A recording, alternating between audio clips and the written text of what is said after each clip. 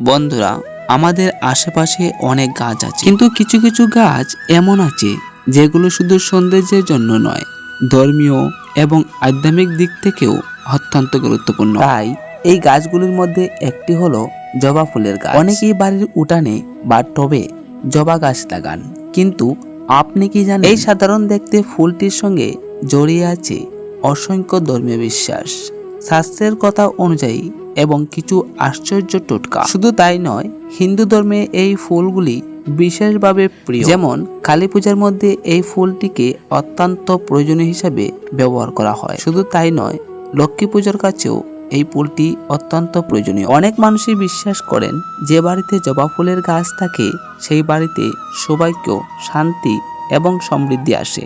কিন্তু একটা গুরুত্বপূর্ণ প্রশ্ন আছে, আর প্রশ্নটি হলো, সব বাড়িতে কি জবা গাছ রাখা ভালো, নাকি কিছু কিছু নিয়ম মানতে হয়? আর যদি সেই নিয়ম না মানা হয় তাহলে কি হতে পারে? তাই আজকের এই ভিডিওটিতে আমরা ধাপে ধাপে জানবো জবা ফুলের গাছের ধর্মীয় গুরুত্ব, বাড়িতে থাকলে কি কি পরিবর্তন হতে পারে, আর কোথায় লাগানো উচিত, এবং 7টি শক্তিশালী টোটকা। তাই ভিডিওটি শেষ পর্যন্ত অবশ্যই দেখবেন। বন্ধুরা, হিন্দু ধর্মে অনেক ফুলকে পবিত্র বলা হয়েছে, যেমন পদ্ম ফুল, বেল ফুল, অপরাজিতা ফুল। কিন্তু জবা ফুলের গুরুত্বটা একটু আলাদা।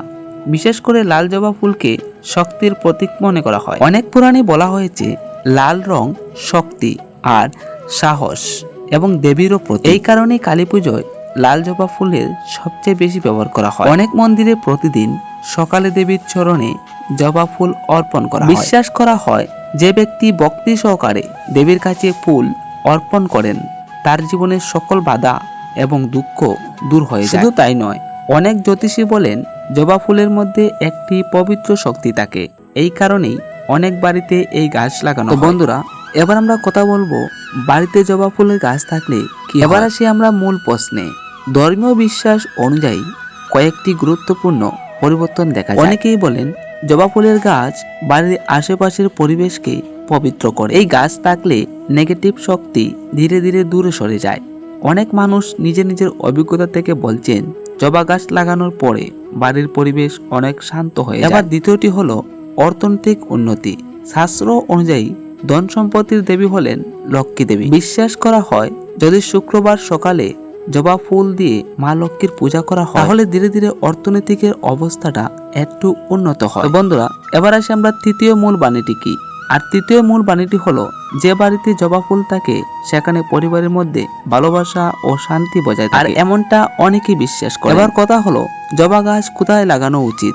বন্ধুরা, অনেকেই গাছ লাগান কিন্তু সঠিক জায়গা জানেনই না। তাই বাস্তুশাস্ত্র অনুযায়ী কয়েকটি দিক অত্যন্ত শুভ, যেমন পূর্ব দিক বা উত্তর পূর্ব দিক। এই দিকগুলিতে জবা ফুলের গাছ লাগালে বাড়িতে পজিটিভ শক্তি বাড়ে। কিন্তু কিছু জায়গা আছে যেখানে জবা গাছ লাগানো একদমই ঠিক নয়, যেমন বাড়ির মূল দরজার সামনে বা একবারে অন্ধকার জায়গা। বন্ধুরা, এখন আমরা জানবো 7টি বিশেষ টোটকা। টোটকা নম্বর 1-এ বলা হয়েছে মঙ্গলবার সকালে একটি লাল জবা ফুল দিয়ে গণেশের পূজা করুন।